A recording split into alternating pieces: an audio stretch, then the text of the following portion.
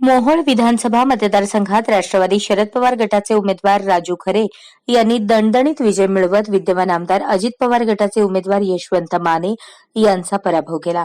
या विजयाने मोहोळमध्ये त्या पाटलांचा पराभव होतो हे उमेश पाटील यांनी खरे करून दाखवले. राजू खरे यांच्या रूपात ओरिजिनल आमदार झाल्याची प्रतिक्रिया समोर येत आहे. अप्पर तहसील कार्यालय अनगरला नेल्याचा फटका माजी आमदार राजन पाटील यांना या पराभवाने बसल्याचे बोलले जात आहे. मोहोळचे परमनंट आमदार म्हणून ओळख असलेल्या माजी आमदार राजन पाटील हे त्यांच्या बाजूने असतात. तिथे आमदार फिक्स असे चित्र मागील 3 टर्म पाहायला मिळाले.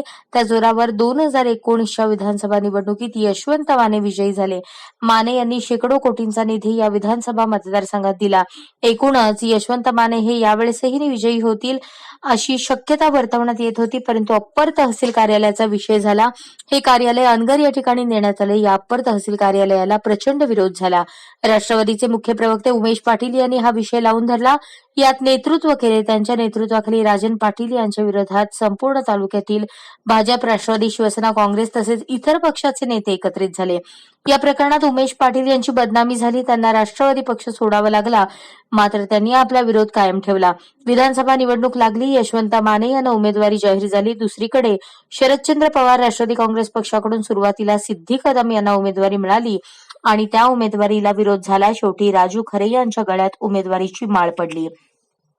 राष्ट्रवादीचे जिल्हाध्यक्ष बळीराम साठे, उमेश पाटील, शिवसेना नेते दीपक गायकवाड, शिवसेनेच्या सीमा पाटील, भाजपचे विजयराज डोंगरे, रमेश बारसकर, मानाजी बापू अशी नेते मंडळी राजू खरे यांच्या पाठीशी होती. या नेत्यांनी एकत्रित आणि समन्वयाने ही निवडणूक हाताळली. त्यामुळेच राजू खरे यांचा विजय झाला. या निवडणुकीत किंग मेकर म्हणजे उमेश पाटील ठरले. यशवंत माने यांचा राजू खरे यांनी तब्बल 30,000च्या फरकाने पराभव केला.